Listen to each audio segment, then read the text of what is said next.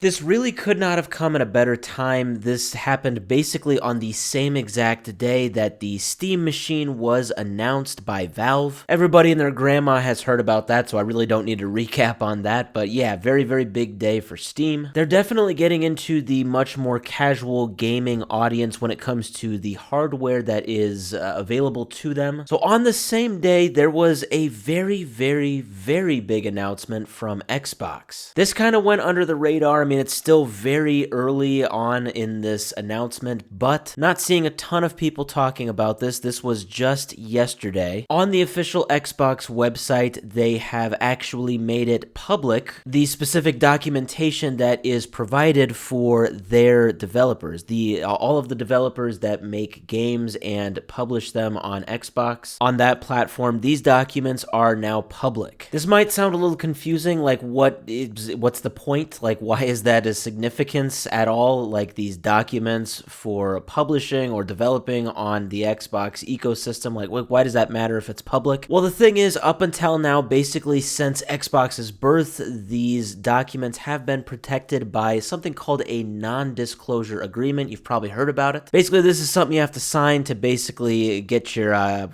feast your eyes on the documentation as a developer and as a publisher for what it takes to basically publish your product on Xbox. This means that if you are a small indie developer and you're wanting to get your game on the Xbox ecosystem, it is very, very hard. And yeah, I mean, you might think that signing a non-disclosure agreement, that doesn't take more than 3 seconds, so who cares? But it's more complicated than that. These are legal contracts, and indie developers, they don't often have a whole team of lawyers. These NDAs also slow stuff down. It just makes things not very ideal for smaller developers. This is why you see a lot of smaller indie games really flourish on Steam. Steam does not have non-disclosure agreements that you have to sign. Xbox, up until now, has had this. That is why Xbox, now for the first time, not having to go through this whole non-disclosure agreement thing, it's such a huge deal. It's really going to open the door for a ton of smaller developers to publish on Xbox. That's very big for them. So we see right here a bit more into this post. They talk about the official Xbox game publishing guide now being publicly available. We can go into the actual publishing guide. It's pretty lengthy, and it itself has many different links you can click on, which sends you to other pages. We just kind of see the main overview here of what it all looks like. There's even more if I scroll down. There's just one screenshot. Yeah, it's definitely big. It's definitely complicated. I mean, you're definitely going to need all the info if you do want to publish on Xbox, but yeah, now for the first time, it is publicly available. Very, very big for indie developers and very, very big for Xbox. I don't know if it's a coincidence that this came on as I said, on the same day that the Steam Machine was announced, but this is a move that is making the Xbox ecosystem way more approachable for smaller devs, much like Steam.